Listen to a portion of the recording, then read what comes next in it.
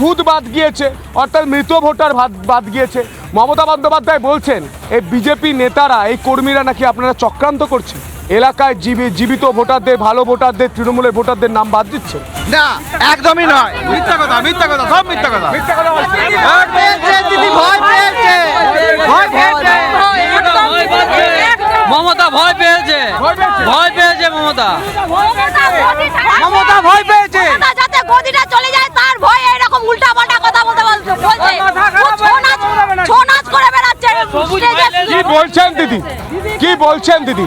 মমতা বন্দ্যোপাধ্যায় বলছে তার শাসনে এই বাংলায় মহিলারা সুরক্ষিত। আমি বাংলায় মহিলাদের সুরক্ষা দিচ্ছি, লক্ষ্মীর ভান্ডার দিচ্ছি। লক্ষ্মীর ভান্ডার দিয়ে ও ভাবছে কি মেয়েদের লাইসেন্স দিয়ে দিয়েছে? ওদের তৃণমূলের ক্যাডারদের রেপ করার জন্য কি লাইসেন্স দিয়ে দিয়েছে? ওই মমতাকে আমরা চাই না, ওই মমতাকে দূর করে দেওয়া দরকার। ফাইল জোর মমতা। আর এই বিষয় নিয়ে রাজ্য বিজেপি সভাপতি শ্রমিক ভট্টাচার্যের সঙ্গে রিপাবলিক বাংলা কথা বলেছে।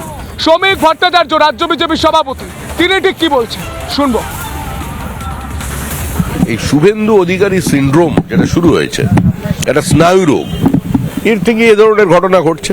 রাজ্যের বিরোধী দলনেতাকে যদি সভা করার জন্য 104 বার হাইকোর্টের দ্বারস্থ হতে হয়, তো সে রাজ্যে গণতান্ত্রিক ব্যবস্থা বলে কিছু আছে?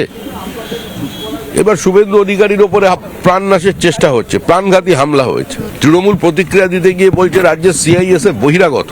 আরে আমাদের নয় বলছিল ঠিক আছে, কিন্তু যারা জওয়ান, তার মানে এখন যারা কাশ্মীরে সীমান্তে যারা বাংলার ছেলেরা ডিউটি করছে তারা ওখানে বহিরাগত। তো এই ধরনের কথাবার্তা চলেছে।